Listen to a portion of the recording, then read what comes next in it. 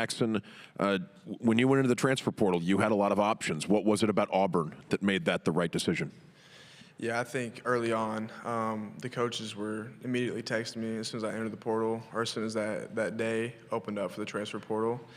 They were the first ones that texted me, communicated to me. Almost all the offensive coaches texted me early on, and not only that, I think like a day later, I hopped on a Zoom call with them all, and they kind of laid out everything for me, showed me my fit in their offense, our offensive depth, depth in the team in general, not just offense. They really prided on their defense, and housed a bunch of young guys last year, and all those guys are coming back this year. And I think that, with the depth that we have and the coaches we have and the scheme, the offensive scheme that fits me so well, I thought it was a perfect fit for me.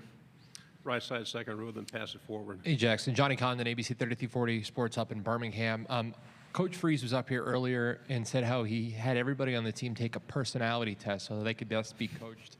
I'm interested what it went into that, how you like to be coached, and do you think that's a beneficial thing for the guys on the team?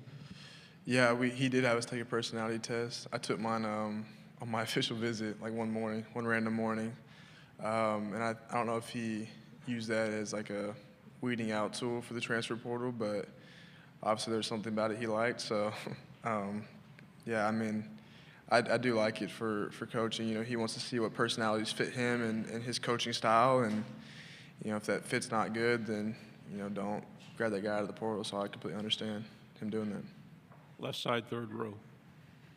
Good morning, Jackson. AP Stedham, AP as we see it. Jackson, what did you learn from your experience at Oklahoma that you're bringing to Auburn, and what can you tell us about the receiving core that you found on the Plains? Yeah, last year was tough. Obviously, not ideal whatsoever, but I think perseverance was a big thing that I learned last year, and kind of fighting through the tough times. And we did play in some big games last year, and so now I fully understand what it's like playing a long SEC schedule against some good teams, and playing in those tough games where it's extremely close and you have to kind of grind it out. But I think last year taught me a lot. Being able to persevere and really sticking through those tough games. And coming to our receiving core this year, obviously it's a bunch of studs out there. I'm not even going to name them because we have too many, but I'm super excited about this group, and I think they're going to produce a lot in the field this year. Right side, front row. Jackson, Ike Jones with the War Report. You say that this scheme was a good fit for you. This is your now fourth offensive scheme that you've had to deal with. Kind of what about this scheme is something that you feel like is a good fit, and what's been the most difficult adjustment in the transition to Auburn?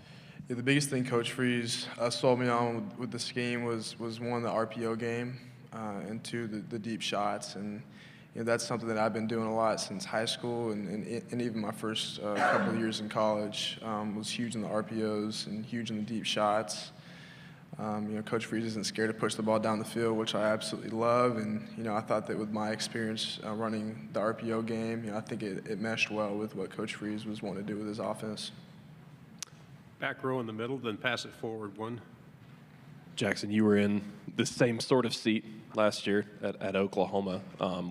What do you think it is about your personality, and what did you accomplish there to be able to become a leader so quickly, and what have you now done, you think, at Auburn that made you a selection here? And then Freeze also mentioned you were one of the top vote getters, becoming a member of the Leadership Council at Auburn.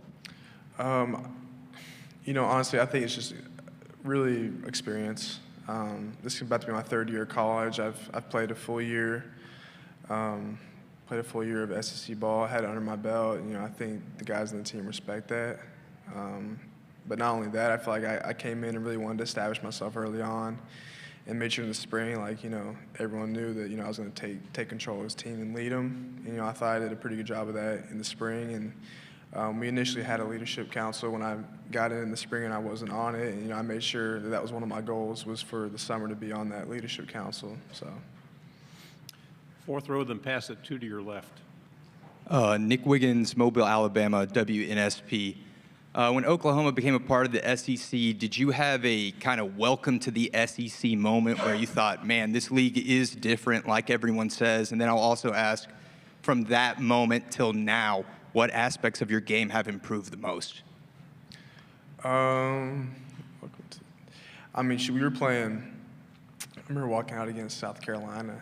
I'm like, God, dude, like their D line was unbelievable last year, and so I'm like, gosh, dude, like these dudes are their D line was absolutely huge. Like you got freaking 6'6", looks like twins on the outside edges, and they hit hard that game, and they had a really good defense. I think that was probably the biggest welcome to the SEC moment.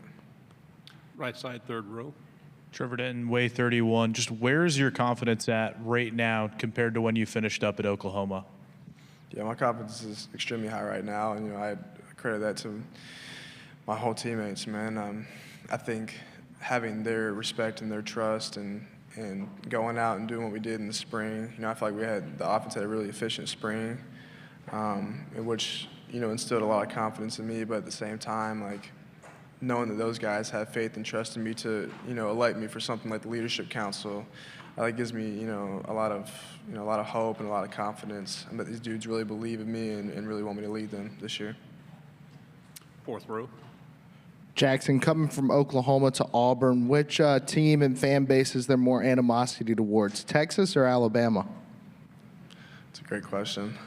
Honestly, OU Texas, there's a lot of hate, but I feel like the people here just cannot stand Alabama. Like it's unbelievable. And OU Texas is very similar. Honestly, it's not far off. I feel like those two rivalries are probably the two best rivalries in college football. But I feel like if you mention Alabama here, somebody will kind of look at you funny. It's pretty funny. Like we even have a rule in our facility, like you can't wear red in our facility at all. Right? If you do, you lose points and you have to do up downs and stuff. So. Right side, third row.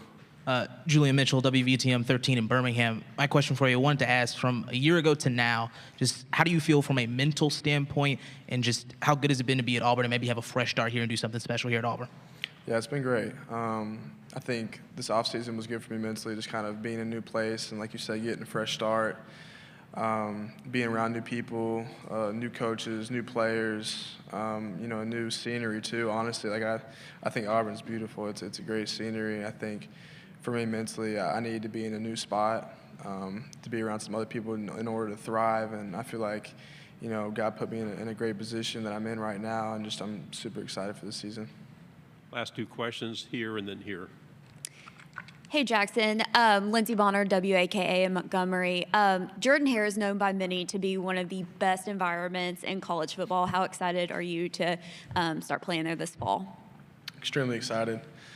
We did play there last year, and it was, as an opponent, it was unbelievably loud in that stadium. So the only thing I'm sad about is I won't be able to see the eagle fly pregame, but super excited about playing there.